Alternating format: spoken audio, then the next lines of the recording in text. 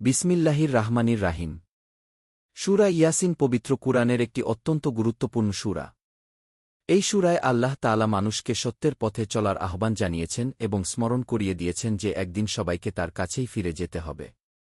এই সূরায় আল্লাহ তাআলা রাসূল মুহাম্মদ সাল্লাল্লাহু আলাইহি ওয়াসাল্লাম এর নবুয়াতের সত্যতা ঘোষণা করেছেন এবং বলেছেন তিনি মানুষের জন্য সরল পথের দিশারি।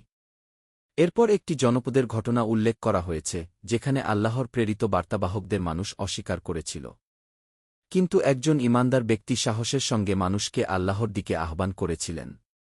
তার ঘটনা আমাদের শেখায় যে সত্যের পক্ষে দাঁড়ানো একজন মুমিনের দায়িত্ব। আল্লাহ তাআলা মানুষকে চারপাশের নিদর্শনের দিকে তাকাতে বলেছেন, মৃত জমিনকে জীবিত করা, বৃষ্টি বর্ষণ, ফলফসল উৎপন্ন করা, দিনরাতের পরিবর্তন, সূর্য, চাঁদ এবং মহাবিশ্বের সুশৃঙ্খল ব্যবস্থা, এসবই আল্লাহর অসীম ক্ষমতার প্রমাণ। সূরায় আরও বলা হয়েছে মানুষ যেন আল্লাহর দেওয়া রিজিক থেকে ব্যয় করে এবং কৃতজ্ঞ হয়।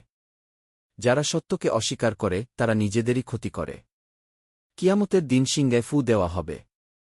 তখন সব মানুষ পুনরুত্থিত হবে এবং আল্লাহর সামনে উপস্থিত হবে। সেদিন প্রত্যেক ব্যক্তি তার কর্মের পূর্ণ হিসাব পাবে।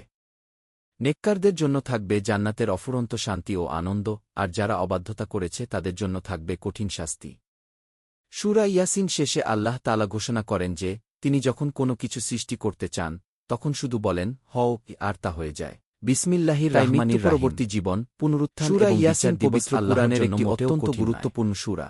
এই সূরায় আল্লাহ তাআলা আল্লাহর ইবাদতের পথে চলার রাসূলের অনুসরণ করা, স্মরণ করিয়ে দিয়েছেন অনুযায়ী জীবন সবাইকে তার কাছেই ফিরে জন্য প্রস্তুতি নেওয়া এবং সর্বদা আল্লাহ তাআলা রাসূল মুহাম্মদ সাল্লাল্লাহু আলাইহি ওয়াসাল্লাম এর নবুয়াতের সত্যতা ঘোষণা করেছেন এবং বলেছেন তিনি মানুষের জন্য সরল পথের দিশারি। এরপর একটি জনপদের ঘটনা উল্লেখ করা হয়েছে যেখানে আল্লাহর প্রেরিত বার্তাবাহকদের মানুষ অস্বীকার করেছিল। কিন্তু একজন ঈমানদার ব্যক্তি সাহসের সঙ্গে মানুষকে আল্লাহর দিকে আহ্বান করেছিলেন। তার ঘটনা আমাদের শেখায় যে সত্যের পক্ষে দাঁড়ানো একজন মুমিনের দায়িত্ব। আল্লাহ তাআলা মানুষকে চারপাশের নিদর্শনের দিকে তাকাতে বলেছেন, মৃত জমিনকে জীবিত করা, বৃষ্টি বর্ষণ, ফলফসল উৎপন্ন করা, দিনরাতের পরিবর্তন, সূর্য, চাঁদ এবং মহাবিশ্বের সুশৃঙ্খল ব্যবস্থা, এসবই আল্লাহর অসীম ক্ষমতার প্রমাণ। সূরায় আরও বলা হয়েছে মানুষ যেন আল্লাহর দেওয়া রিজিক থেকে ব্যয় করে এবং কৃতজ্ঞ হয়।